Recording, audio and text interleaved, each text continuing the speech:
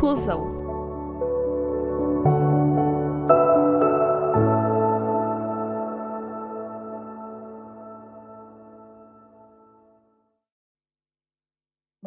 O ato final. Também pôs no coração do homem o anseio pela eternidade. Salomão, em Eclesiastes, capítulo 3, verso 11. No dia 13 de agosto de 2003, Nova York ficou sem energia elétrica por várias horas. O metrô parou, os semáforos deixaram de funcionar e os telefones celulares ficaram inoperantes. Em meio ao clima de incerteza e desinformação, os nova-iorquinos começaram a temer pelo pior: um novo ataque terrorista. Era inevitável deixar de pensar nos horrores do 11 de setembro de 2001, ainda mais quando chegaram informações de que outras grandes cidades, como Toronto, no Canadá, também haviam sido atingidas pelo apagão. Sob um calor de 32 graus e com o fim do expediente, multidões invadiram as ruas. Em meia hora, o caos dominava tudo. Somente horas depois é que as autoridades confirmaram que o blackout havia sido causado por uma sobrecarga no sistema de transmissão de energia elétrica que abastece 8 estados norte-americanos e parte da província de Ontário, no Canadá. No total, 50 milhões de pessoas foram atingidas por este que foi considerado o maior apagão já registrado nos Estados Unidos. Esse é o tipo de acontecimento que deixa evidente o clima de tensão e medo que paira sobre as pessoas no século XXI. Exatamente como a Bíblia descreveu há 2 milênios, o sentimento que dominaria o mundo nos últimos dias de sua história. Haverá homens que desmaiarão de terror e pela expectativa das coisas que sobrevirão ao mundo. Então se verá o Filho do Homem vindo numa nuvem com poder e grande glória. Lucas 21, versos 26 e 27. A volta de Jesus é um evento marcante em toda a Bíblia. Várias passagens bíblicas deixam claro que esse será um evento real e visível, e para que não houvesse nenhuma dúvida, Jesus comparou sua vinda a um relâmpago que cruza o céu de ponta a ponta. A Bíblia diz também que todos os povos da terra verão o Filho do Homem descendo nas nuvens, com poder e grande glória. O objetivo desse evento é dar a recompensa da vida eterna aos crentes. A salvação de todo ser humano já foi providenciada quando o Filho de Deus entregou a vida na cruz. Em sua segunda vinda, Jesus virá buscar aqueles que aceitaram essa salvação. Como nessa ocasião, os mortos justos serão ressuscitados e os vivos serão transformados para serem levados para o céu. Isso quer dizer que não haverá outra chance para arrependimento. Jesus disse: "Eu venho logo. Vou trazer comigo as minhas recompensas para dá-las a cada um de acordo com o que tem feito." Apocalipse 22, verso 12. Ninguém sabe a data da volta de Jesus, mas não há dúvida de que ela está próxima. Os acontecimentos atuais, na medida em que correspondem ao que foi profetizado por Jesus Cristo e registrado nos Evangelhos, funcionam como indícios ou evidências para os que creem e esperam a volta de Jesus. Para tais pessoas, esses elementos contribuem para manter a expectativa e a esperança. Quando os discípulos foram a Jesus pedindo um sinal, o mestre respondeu com uma estratégia de falta de precisão, misturando eventos que vieram a se cumprir na destruição de Jerusalém pelos romanos, no ano 70 d.C., com outros que servem para mostrar a proximidade do fim, mas não adiantam o momento exato dessa ocorrência. Creio que Jesus agiu assim para provocar nos crentes uma atitude de contínuo interesse e meditação no tema.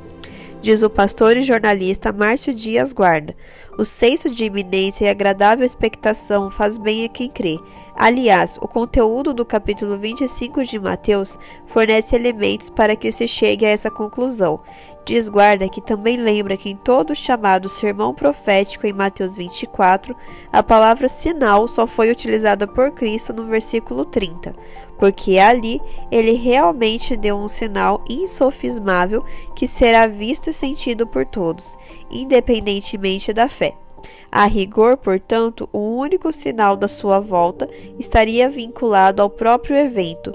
Tudo mais deve ser considerado como sinal da proximidade, da volta de Cristo, mas não como sinal da volta de Cristo. Considero muito importante entender isso, exatamente para não ser decepcionado por tentativas de marcar datas ou avaliar quanto falta para a volta de Cristo em função da leitura de sinais que não foram destinados a esse fim, alerta o pastor.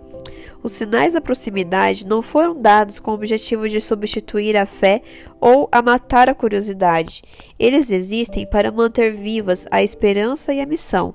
Devem ter o efeito de nos incentivar a preparação prática para a volta de Jesus.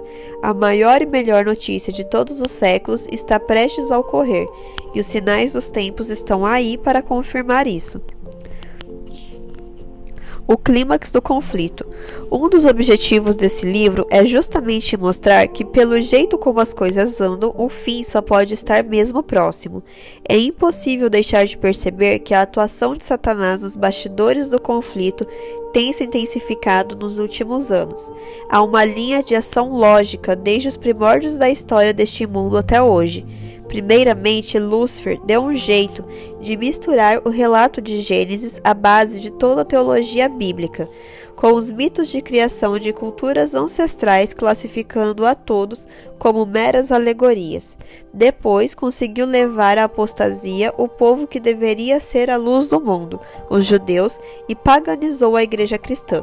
Levou a humanidade da descrença do racionalismo a uma religiosidade vazia, pós-moderna, centrada no ser humano e nas sensações, e finalmente vem usando os diversos meios de comunicação para semear suas mentiras em todo o planeta. Mentiras que podem ser resumidas no engano básico: não morrereis e sereis como Deus. Evidentemente, Deus também está atuando, mas pela salvação dos sinceros. Rasgando as trevas do paganismo medieval, ele trouxe à luz a reforma e posteriormente o movimento adventista, a fim de trazer à tona verdades bíblicas que haviam sido sepultadas pela tradição e pelo engano. De modo especial, a justificação pela fé, a mortalidade do ser humano e o criacionismo destacado por meio da observância do sétimo dia da semana, o sábado. A despeito do turbilhão de enganos em que nos encontramos atualmente, com apelos ao pecado por todos os lados, Deus nos concede poder ilimitado na pessoa do Espírito Santo, garantindo que é possível sair vencedores nesse combate, que podemos assumir conscientemente nosso papel no grande drama cósmico entre o bem e o mal, entre a verdade e o erro. Se pensarmos bem, o palco principal desse conflito é a nossa mente.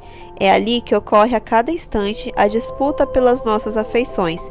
Como o nosso cérebro não é um computador que a qualquer instante pode ser formatado e reprogramado, devemos tomar todo o cuidado possível para evitar que as sugestões do inimigo de Deus sejam plantadas ali. Siga o conselho de Paulo. Parem de tentar ajustar sua vida aos caminhos do mundo. Vocês precisam ter uma nova atitude para com a vida. Toda sua perspectiva mental precisa ser radicalmente alterada, para que vocês sejam capazes de decidir o que é a vontade de Deus e saber o que é bom e agradável a Ele e perfeito. Romanos 12:2. Que Deus nos ajude a levantar as cortinas do palco chamado vida e ver que nos bastidores há uma intensa luta pela nossa mente, pelo nosso coração, e que escolhamos o lado certo, a fim de que logo possamos dizer como Jó: eu o verei com os meus olhos o verão, e ele não será um estranho para mim, e desejo tanto que isso aconteça. Jó 19, verso 27.